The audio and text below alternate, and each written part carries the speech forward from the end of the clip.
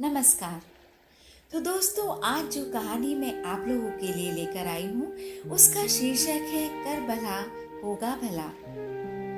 मेरे सुख में सबका सुख, इस भावना का त्याग करके सबके सुख में मेरा सुख, इस भावना से सतत मन को सचेत करना चाहिए।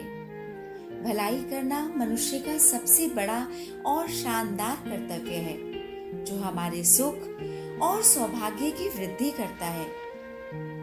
एक गरीब बुढ़िया थी। उसका इकलौता बेटा था।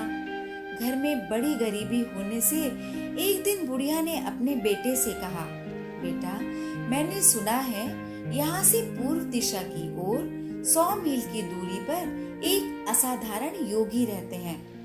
वह किसी भी प्रश्न का उत्तर देने में समर्थ है। अतः मेरी इच्छा है तुम एक बार उनके द्वार पर जाओ और अपनी गरीबी के प्रश्न का उत्तर उनसे लेकर आओ। माँ की बात सुनकर बेटे ने कहा, माँ, मुझे आशीर्वाद दो।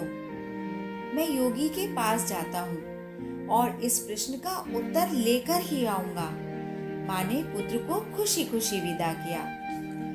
सुबह से शाम तक चलते चलते जब उसने 25 मील की दूरी तय कर ली, तब एक गांव आया। रात्रि विश्राम हेतु वह एक सेठ की हवेली में ठहरा।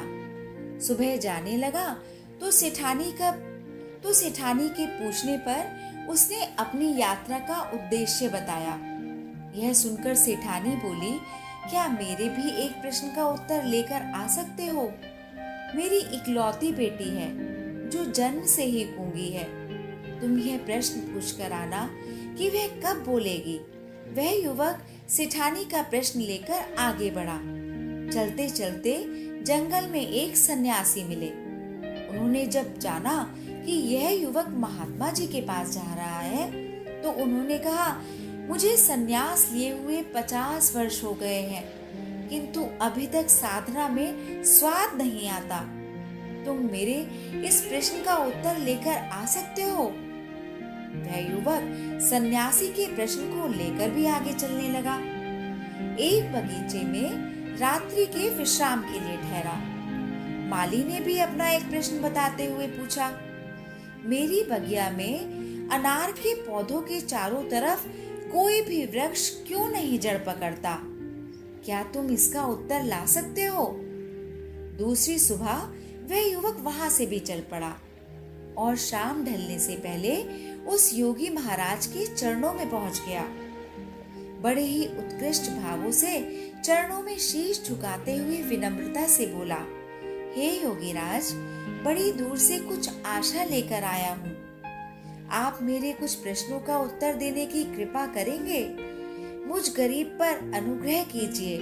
योगी ने अपनी शर्त बताते हुए कहा, बच्चा, मैं एक साथ केवल 3 प्रश्नों के उत्तर दे सकता हूँ। यह सुनकर युवक बहुत असमंजस में पड़ गया। मेरे पास तो 4 प्रश्न हैं और सभी प्रश्न पूछने बहुत जरूरी भी है, लेकिन ये योगी राज तो सिर्फ 3 प्रश्नों के उत्तर देंगे, तो मुझे कोई एक प्रश्न छोड़ना पड़ेगा। वह बहुत गहरी सोच में पड़ गया कि किसका प्रश्न छोड़ूं। वह सभी का भला चाहता था, अतः उसे सभी के प्रश्न पूछने बहुत जरूरी लगे। आखिर में उसने सोचा कि मैं अपना ही प्रश्न छोड़ देता हूँ और उन तीनों के प्रश्नों के उत्तर लेकर वो वापस चल पड़ा। चलते चलते मार्ग में सबसे पहले उसे माली मिला। युवक उसके प्रश्न का उत्तर बताते हुए कहने लगा, योगी राज ने कहा है कि इस अनार के पौधे के चारों तरफ मोहरों से भरे हुए स्वर्ण कलश जमीन में दबे हुए हैं। जब तक कलश दबे रहेंगे तब तक कोई भी दूसरा वृक्ष जड़ नहीं पकड़ेगा।